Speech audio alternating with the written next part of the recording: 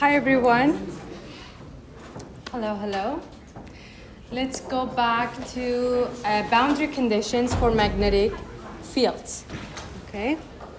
So last time we skipped this example because we wanted to confirm the magnetic field boundary conditions on a toroidal core, right? So now let's solve something that is more theoretical, just to refresh our memory on boundary conditions. Okay, so here we have two mediums that are separated by a plane. The plane is given to us by y plus 2x is equal to 2. And medium 1 has the permeability mu1, medium 2 has permeability mu2.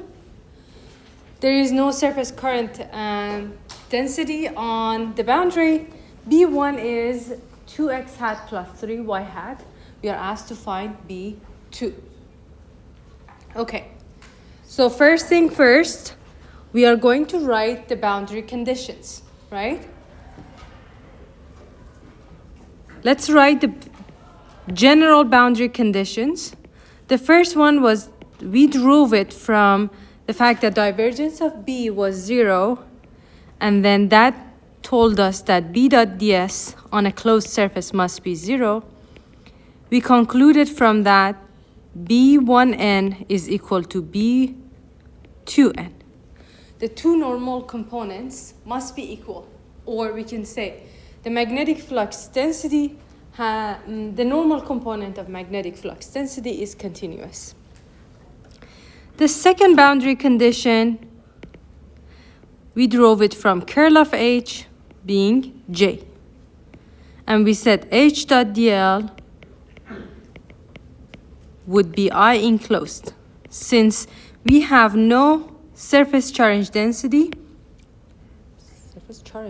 surface current density, I enclosed must be 0. That means H1t is equal to H2t. Since B1 is given to us, let's write both boundary conditions in terms of B, okay? So we can write this to be B1t over mu1 is equal to B2t over mu2, okay? Or we can write B2n is equal to B1n, B2t is equal to mu2 over mu1, B1t. Okay, so these are the general boundary conditions for magnetic field. Okay, in order to solve this, what should be my next step?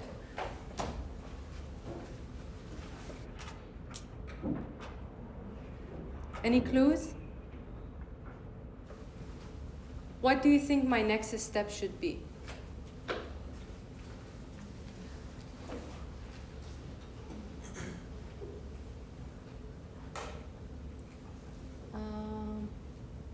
Anyone else?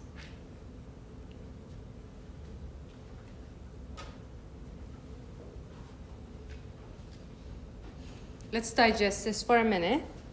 We have two boundary conditions, one for normal component, one for the tangential component. B1 is given to us. The boundary is also given to us, right? So, one more time, what should be my next step to find B2?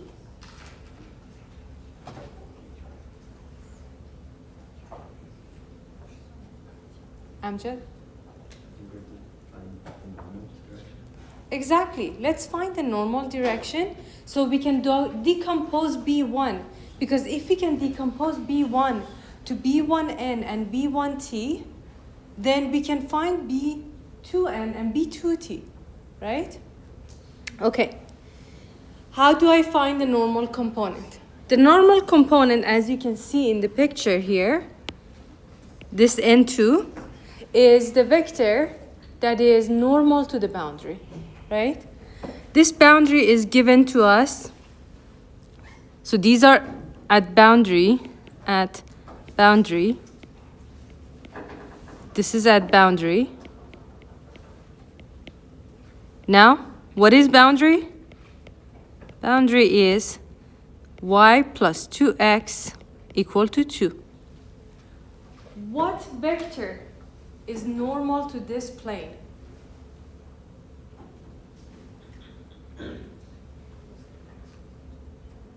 Does anybody remember? If you have a plane, what is the normal vector on it?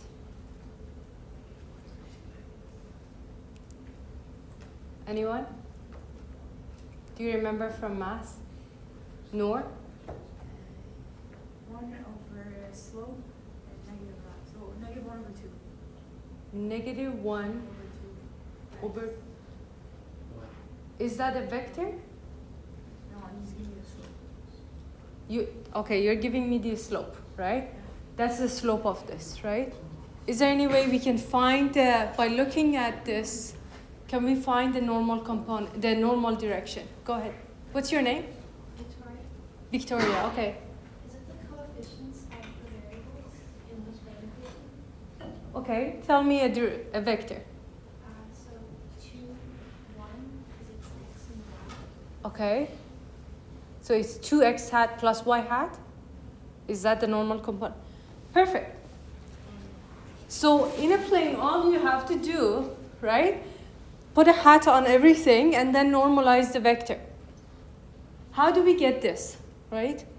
Just in case you forget the formula or this rule that Victoria told us, let's find 2 points on the plane, right? P1, one of them for easy solution, let's consider P1 to have x0. Then y must be 2. Let's consider P2 to have y0. This would be 1, right? P1 and P2 both belong to this plane, right? What is the vector that connects P2 to P1?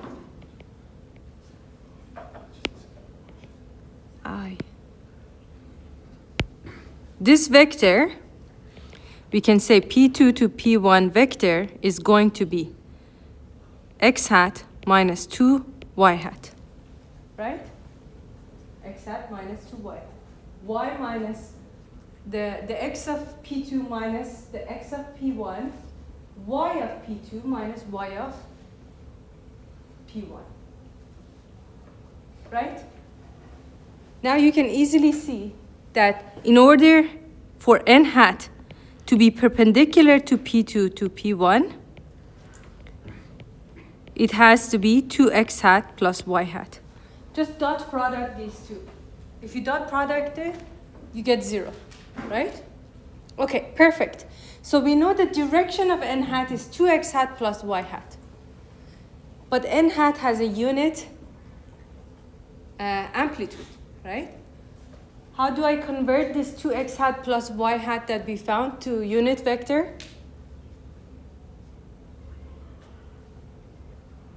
Go ahead. Divided by its magnitude. So n hat is going to be 2x hat plus y hat over square root of 5, right? Okay, I'm going to continue this here.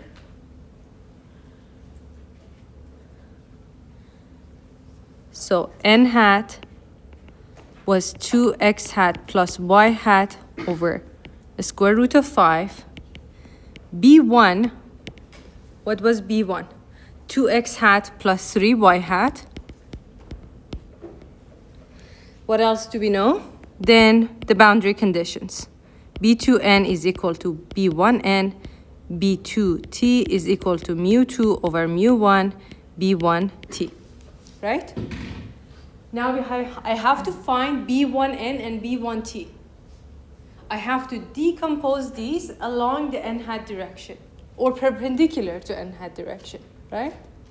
How do I find the normal component of a vector?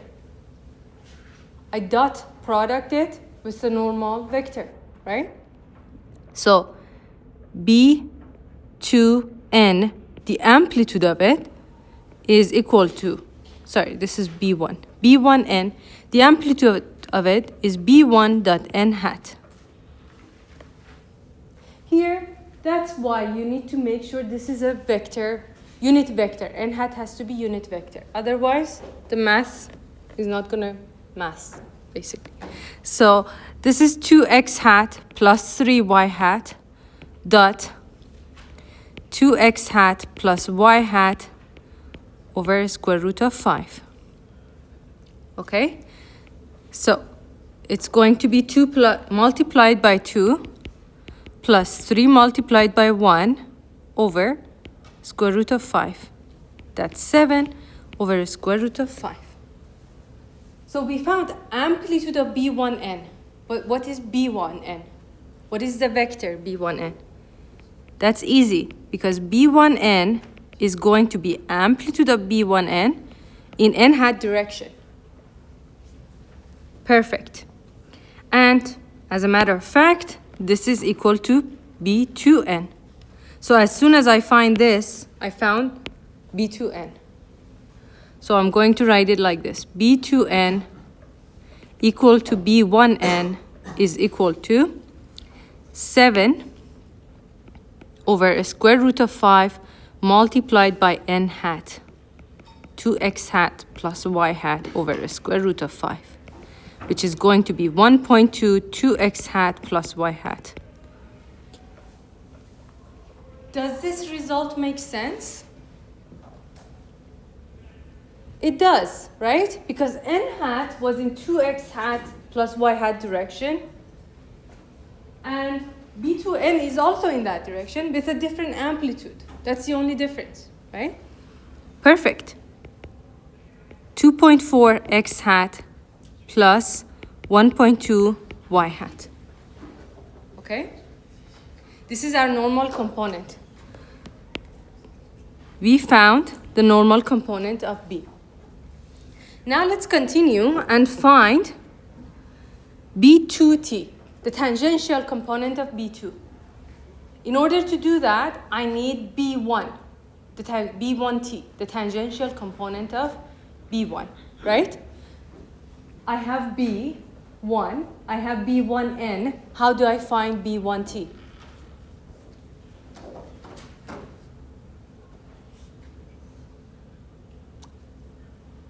Go ahead.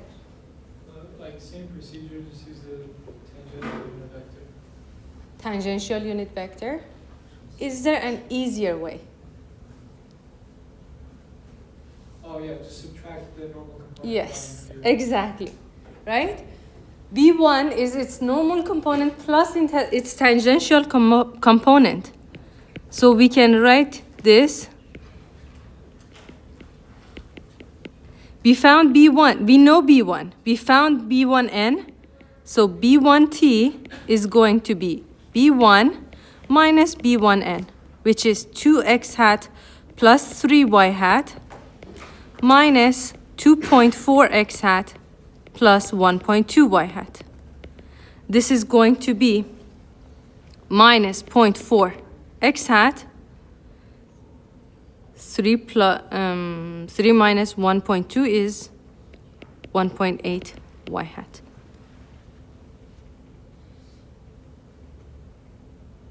Two minus 2.4, right? Okay, perfect. Now, the ratio between mu2 and mu1 is given to us. It says mu2 is twice mu1. Okay, since we have that, we can say B2t is mu2 over mu1 B1t, which is going to be twice 1 B1t. So twice minus 0.4 x hat plus 1.8 y hat minus 0.8 x hat plus 3.6 y hat. Now the same thing, B2 is going to be B2n plus B2t. That's an ugly 2. Okay. B2t. B2n, we found it here. B2t got B2t, we found it here, right? Let's add them up. 2.4 x hat plus 1.2 y hat plus minus 0.8 x hat plus 3.6 y hat. 1.6 x hat plus 4.8 y hat. That's our B2 vector.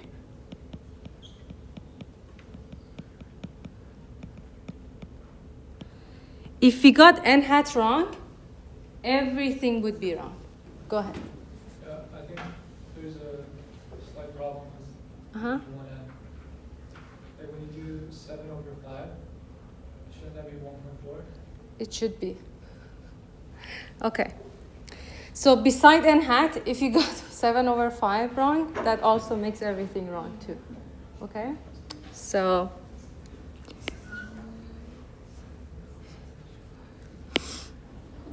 this is 1.4. Okay, what I'm going to do is that I'm going to leave 1.2. Let's correct it. 1.4. That's going to be, no, 2.8, 1.4. Here we have 2.8, 1.4, 2 minus, this is 0.8, and then 3 minus 1.4, 1.6.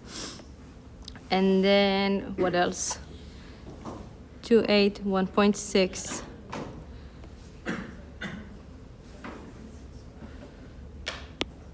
This is going to be 3.2, and this is minus 1.6. So we got 2.8, 1.4, minus 1.6 here, and then here 3.2. Okay, so what did we get? 1.2 and then 1.4, 4.6.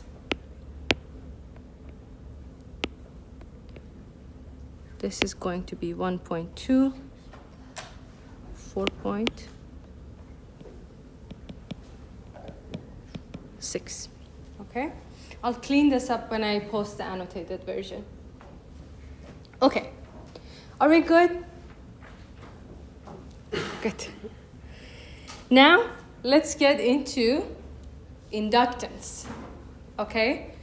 In order to understand inductance, first of all, we need magnetic flux to know how much flux is going in the core, or how much flux we have. Okay? So in a toroid, what is the magnetic flux that links all of these windings together? Okay? We know for the toroidal core that H is Ni over 2 pi r phi hat, right? And then we know B, the magnetic flux, and this is inside the toroidal core, or let's call it core. This is inside the core. Outside the core, we have 0. Remember that? Nothing is going on. Now, the magnetic flux density is going to be mu multiplied by H. The permeability multiplied by the magnetic field intensity. So, B is going to be mu Ni over 2 pi r phi hat. Now, the magnetic flux. When you look at this, right, this donut-shaped core, what happens is that if we cut this donut, like let's say just in the middle, right, and we look at it, this is what we will see.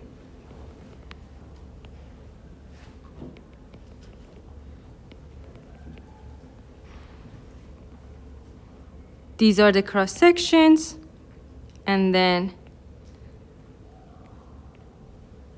this is basically, let's say, half of this, right? So the flux is going, if you look at it, the flux is going inside here. It's in phi hat direction, right? So it's going to go inside here in this direction. Continues. All of it continues and comes out of the page here. Right? So again, if we look at, think of magnetic flux or any flux as the current that is passing through a current, a cross section, right? Here, the magnetic flux is going to be the integral, the surface integral of B dot ds. But what is the S here? What is the cross section that B is passing through it? It's the cross section of that donut, right? Half of that donut, the circular cross section. So here, B, we care about this cross section. So if I write this B here, mu Ni over 2 pi r phi hat, and ds here is also phi hat. At each point, the cross section is also the normal vector to cross section is going to be in phi hat direction too. For example, here, if I look at this, the n hat is going to be in phi hat direction. So ds always going to have a phi hat direction.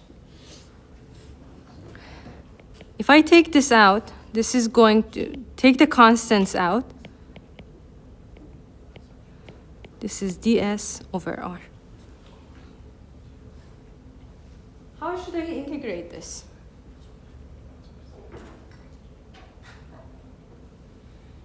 ds is basically the one on the circle, right? On that red circle. And when we change ds, the small components of ds on that, r is also changing, right? So this integral can actually get quite complicated because you have to write it in terms of a new coordinate system. This one here and this one here. If you want, you can try to do that, but for the purpose of this course, we are going to consider a simpler cross-section, which is basically a square one, okay? You'll see it again next.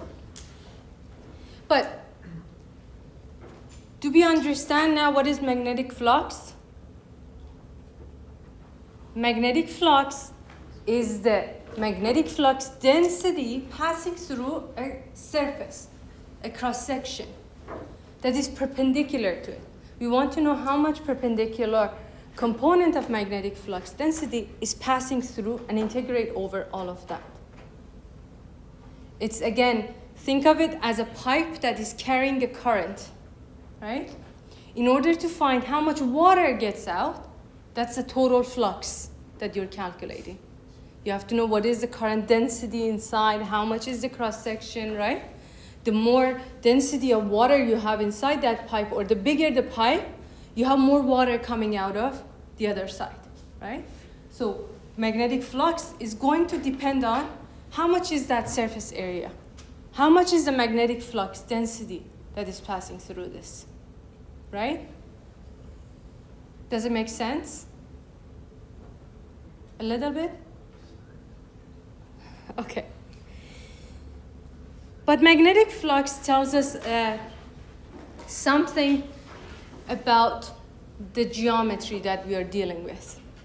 So far we talked about currents creating or generating a magnetic field. That magnetic field is related to the magnetic flux density by the permeability, right?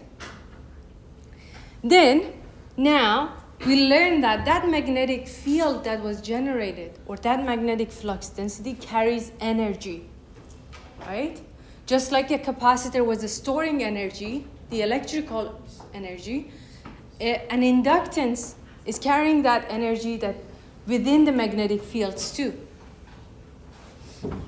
How much is that inductance? In order to find the inductance, we have to find the total magnetic flux in a geometry and then normalize that to how much current we fed into it.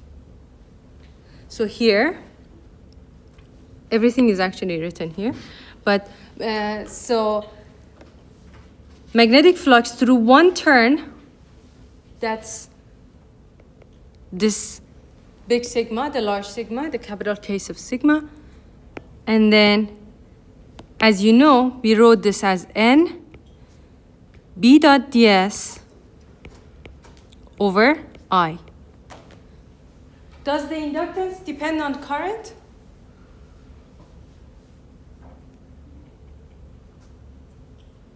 Does the inductance depend on current?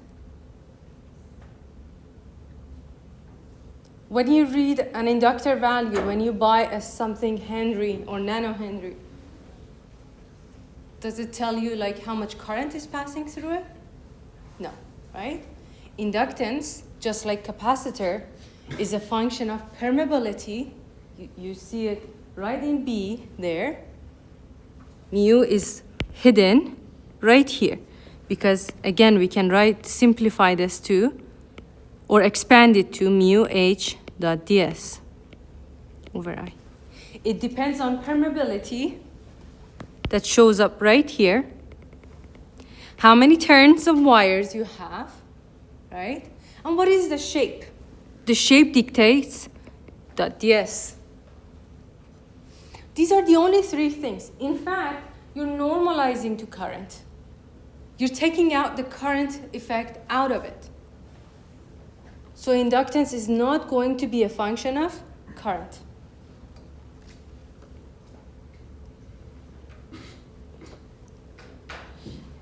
Okay. So let's go back to the toroid example. Okay? First, I'm going to consider without the gap. Okay? Let's look at the self-inductance of the toroidal core without the gap.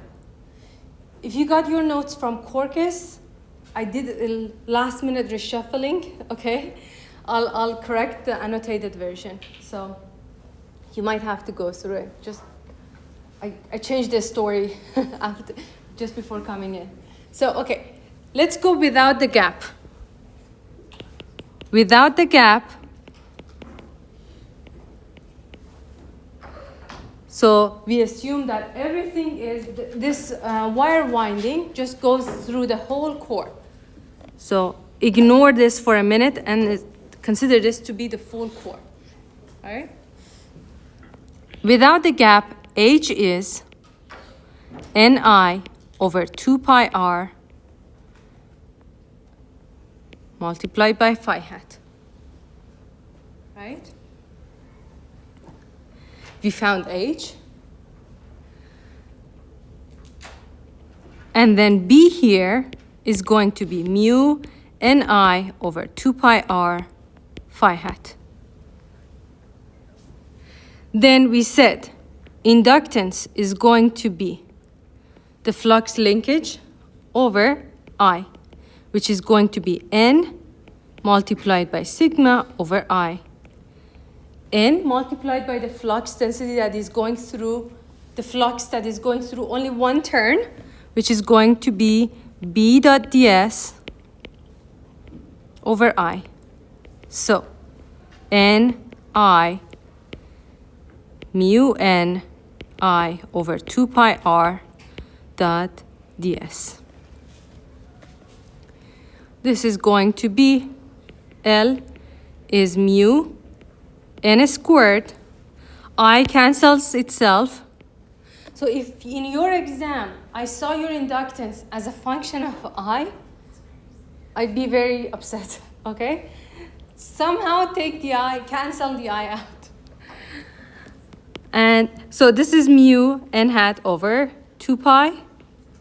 And then ds over r, which we said we are not going to deal with it unless we are explicitly said that is going to be a square. Okay? So we leave it. This is the last thing we can do here. The important part here is that H only has one value, and that is the H that we have inside the core. So the H we put here is inside the core. Now, any question this far? No? We're good? So you can see mu n hat over 2 pi ds over r. Okay? Now let's introduce the gap. What is the effect of this gap? As we know, magnetic flux is moving in phi hat direction here, right? We knew the phi hat, we knew the magnetic flux density in the core a second before we introduced the air gap. As soon as we do it, right, we introduced an interface, correct? We introduced an interface here, an interface here, with the gap. So right now what happens is that B is going to see, has to decide, do I have to be continuous or no, I have to change, right? The magnetic flux is passing through B here. It reaches that interface between the air and the core. So right here, below it, it has core. Above it, it sees air. What do you think would happen to B? Magnetic flux density. Does it change or not?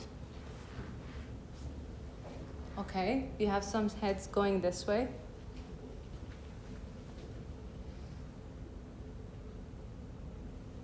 Let's think of boundary conditions, right? Whenever you see an interface, you have to go back to boundary conditions.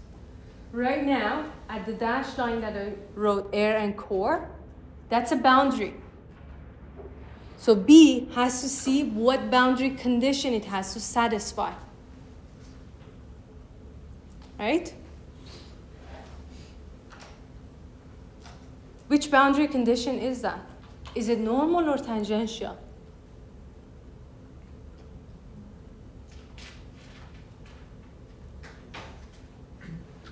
Is B normal to this gap here? Let me just highlight this. B is coming in like this. Okay? It reaches this interface. This interface. Is B normal or tangential to that interface? Anyone? Go ahead. Rachel. Normal? Normal, right? It's normal to the boundary. If B is normal to the boundary, is it going to experience any difference or not? No. B1n is equal to B2n. Perfect. So at this here, B2, B air is equal to B core. Here, the same thing, B air is equal to B core. So in fact, by introducing air there, we didn't change anything for B, right? But does that change our magnetic field or not? Remember how we got this? We wrote H dot dl is I enclosed, where I enclosed was Ni, right? H dot dl,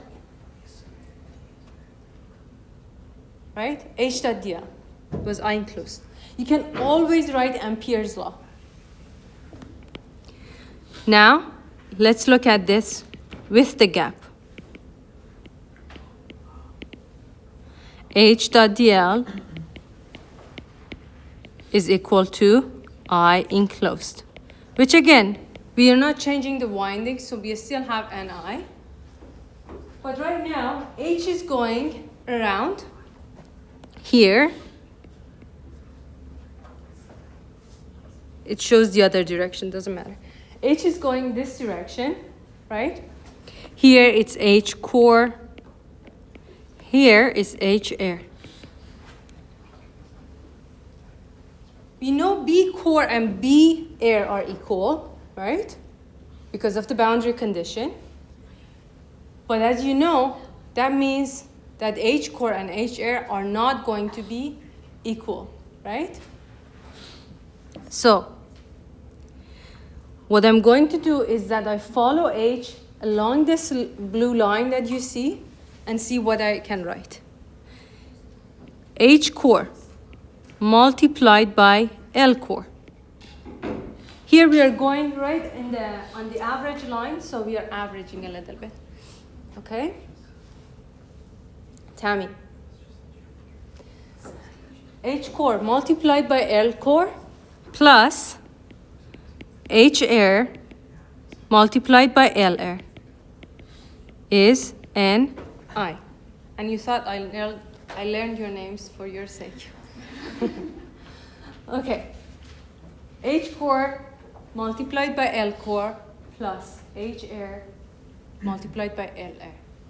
Where did this come from? H dot dl. I just expanded it.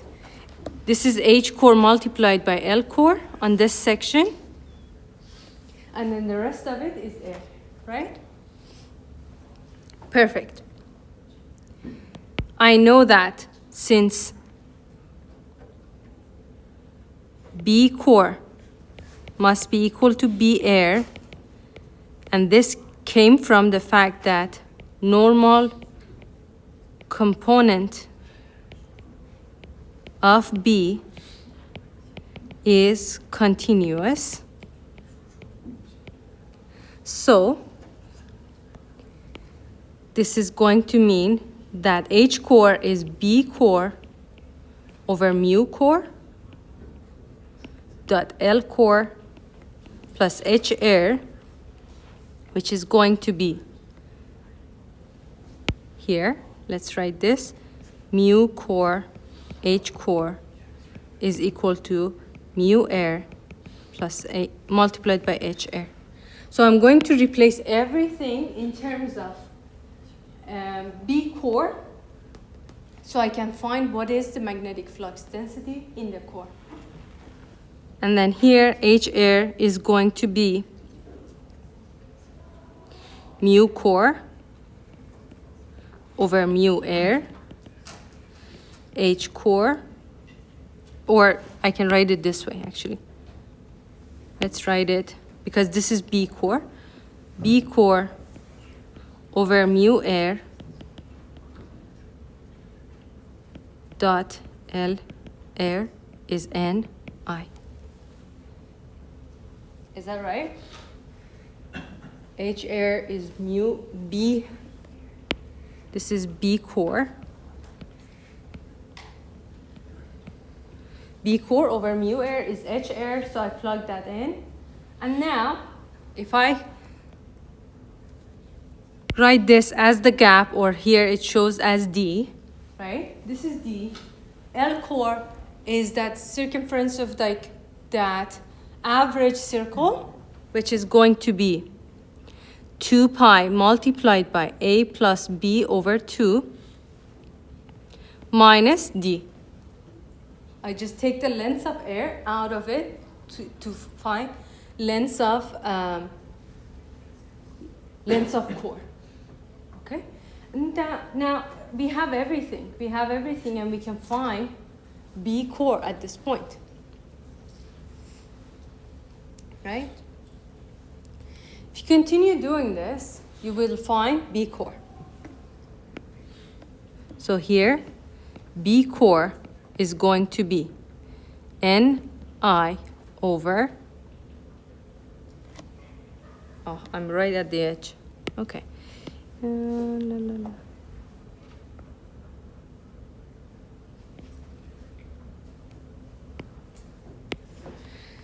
Ni over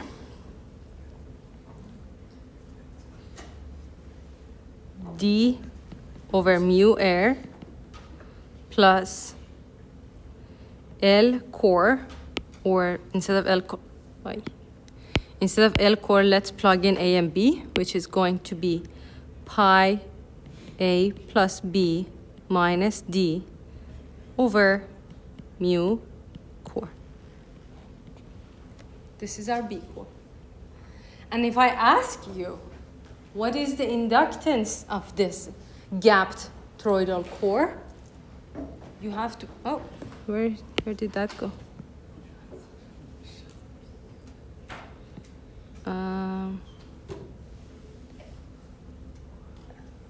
If I tell you what is the inductance of this, then you have to multiply this by dot ds, right? Integrated over dot ds, and then multiplied by n, and then divided by I to get inductance. Go ahead. I think you could explain the L core part again. L core, yeah. Okay, let me see how I can explain it. Okay, so we have this radius is A, this radius is B, right? I want to know what is the radius of the middle. These are averaging, right? Assumption. If you want to do this too accurately, it's too complicated, okay? I'm going by the average root of the magnetic field, which is right in the middle. I'm considering right in the middle of the core. Is that okay? Right? Is that assumption clear? So the assumption here, maybe I should write it. Assumption, averaging on the center of the core. Center of core. Okay? So if this is A, this is B, what is the radius of the middle circle?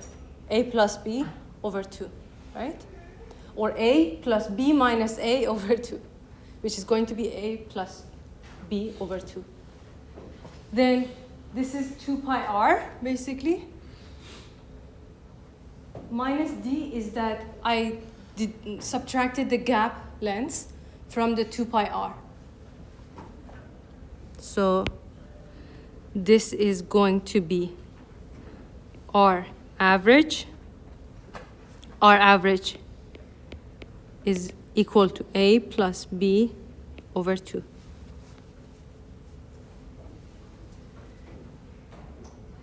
B minus A plus over 2, yes. A plus B over 2. So the average pass length is going to be 2 pi R average. So this is R average. And then minus D. Is that clear, Fajra? Yeah, sorry, I concise a lot of steps there. Any questions? The good part is that, you would be given a cross section, like I said, the square here. We'll see it probably next. You'll be given a square cross section, so you can continue this, right? You can continue till you find the inductance. But if you continue this, you would see that the application of the air gap is quite important. That's why in transformers, in motors, all of those you would barely see a toroidal core as a complete version, unless they want to make an inductance, right? In a real application, beside making an induction, it would prevent core saturation, it stores more energy, it stabilizes inductance, because without the gap, the inductance depends strongly on permeability here. You can see mu. Mu directly comes here, right? And when temperature changes that permeability, then inductance changes rapidly. So that's a very unstable inductance value for you, right? Especially that if that inductance is carrying forward toward, other variables in your system, which it would do, right? So that's why you would see that mostly the toroidal cores have this air gap in the real applications. Then, now we can calculate what is the self-inductance of a solenoid, okay? In order to do this one, you always have to go back to Coulomb's law, the Biot-Savart law and Ampere's law to find what is the magnetic field. The first step in finding inductance is what is the magnetic field. Once you found the magnetic field, now what is the magnetic flux density? So let's write it together as a step-by-step process. So 1, write Biot-Savart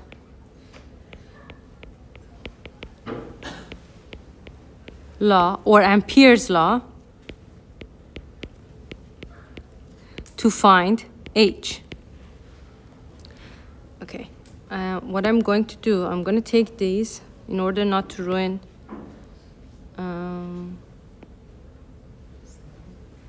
cut. Okay, so let's do one page before. So in order to find inductance,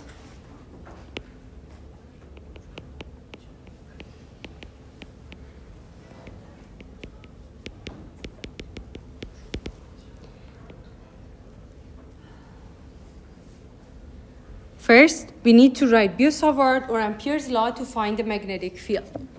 Then, we find B, which is going to be mu H. Hopefully, it will be mu H, right? It might not be, just like you saw with the toroidal core, that you had to write the whole Ampere's law to find B. Then, you would find the magnetic flux that is going through only one turn, B dot ds. Then you would find inductance by writing N over sigma over I. The linkage, the flux linkage over the full current. So you should be following all these 4 steps to find it. We will continue next session by starting with the solenoid example, okay? Thank you very much, everyone.